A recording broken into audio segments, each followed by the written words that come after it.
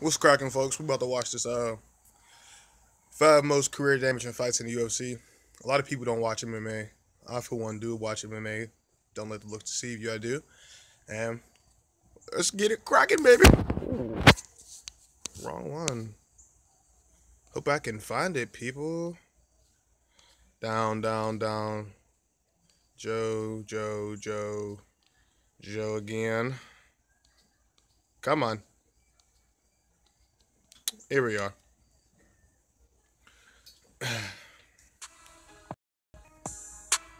There have been certain fights which have damaged certain fighters' careers, where they didn't seem like the same fighters they used to be. So here is 5 most career-damaging fights in the UFC. Number 5.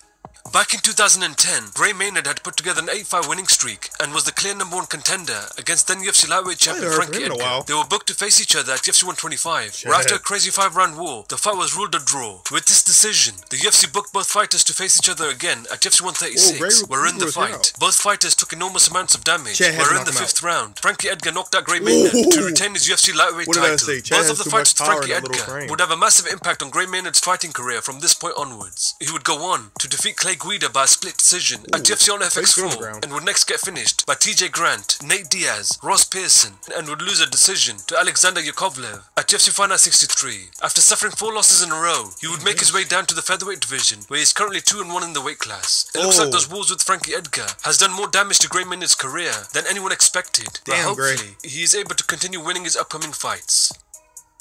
Number 4. Junior Dos Santos became the UFC heavyweight champion after knocking out Cain Velasquez at UFC on Fox 1. He would next successfully defend his heavyweight title against Frank Mir at UFC 146 and face Cain Velasquez again at UFC 155. Where in the fight, Cain Velasquez absolutely put a beating on him from the first round to the last round to win the fight by unanimous decision. JDS would next defeat Mark Hunt at UFC 160 and would face Cain Velasquez for the 3rd time at UFC 166. Where in the fight, Cain Velasquez battered JDS again, where he was finished by TKO in the 5th round. The damage done by Cain Velasquez would show JDS's future fights. He would next make his comeback against Stipe Miocic at UFC on Fox 13, where he would go through another 5-round war, where the unanimous decision was given to Junior Dos Santos. He would next lose to Alistair Overeem at UFC on Fox 17 and pick up a win at UFC Fight Night 86, where he would go on to rematch Stipe Miocic for the UFC heavyweight title at UFC 211, where he would lose the fight by TKO in the 1st round. It looks like his ability to take a punch has severely been damaged, where the 5-round wars with Cain Velasquez and Stipe Miocic are starting to show their effects. Hopefully, he is able to make a successful comeback and get back to his winning ways. Number 3. Back in 2015, Ronda was the only reigning UFC Women's Bantamweight champion who was just crushing all the contenders with an undefeated record and a dominant fighting style. Ronda Rousey looked unbeatable, where it seemed like she would hold on to the belt for a very long time. She was next scheduled to face Holly Holm at UFC 193, where in the fight, Holly Holm exposed her weakness in her striking skills, picking her apart from round to round. Holly Holm had kicked Ronda Rousey unconscious to become the new UFC Bantamweight champion of the world. Ronda Rousey took a year off and came back to challenge new champion Amanda Nunes at UFC 207, where in the fight, we saw her confidence was no more, where she came back trying to strike with heavy hitter Amanda Nunes, which led her to get smashed up in just 34 seconds of the 1st round. I believe the knockout loss to Holly Holm severely affected Ronda Rousey's confidence, as she didn't seem like the same fighter she once was. As of right now, it is unclear whether or not she will be making a return to the UFC. No, she's not. She's in WWE right now. She's signing a contract. It's over. Back in 2006, Chuck Liddell was the reigning UFC light heavyweight champion who was just knocking out fighters with his signature overhand right. He was the most feared man in the light heavyweight division, where many fighters were intimidated by his power before the fight happened. He was next scheduled to face Kunta Rampage Jackson at UFC 71, where he would lose by TKO in the 1st round, losing his title. He would next lose a split decision to Keith Jardine at UFC 76 and bounce back, defeating Wanderlei Silva at UFC 79. With this victory, it finally looked like Chuck Liddell was back to his normal self, but that wasn't the case. He would suffer a string of knockout losses to Rashad Evans, Mauricio Hua, and Rich Franklin. I believe both of his losses to Rampage Jackson and Rashad Evans played a big part in his quick decline, where he had completely lost the ability to take a punch. After the 3 consecutive losses, he announced his retirement from the sport.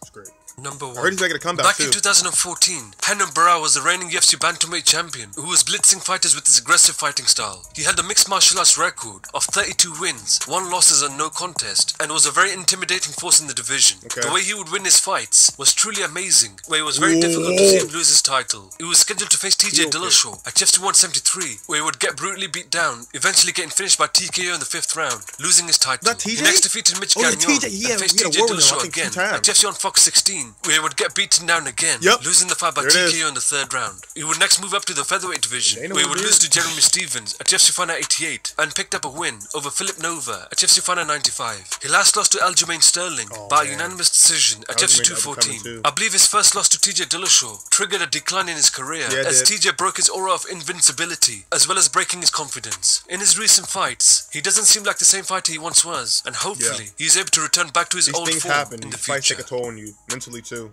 physically and mentally. But damn, that's a good video, man.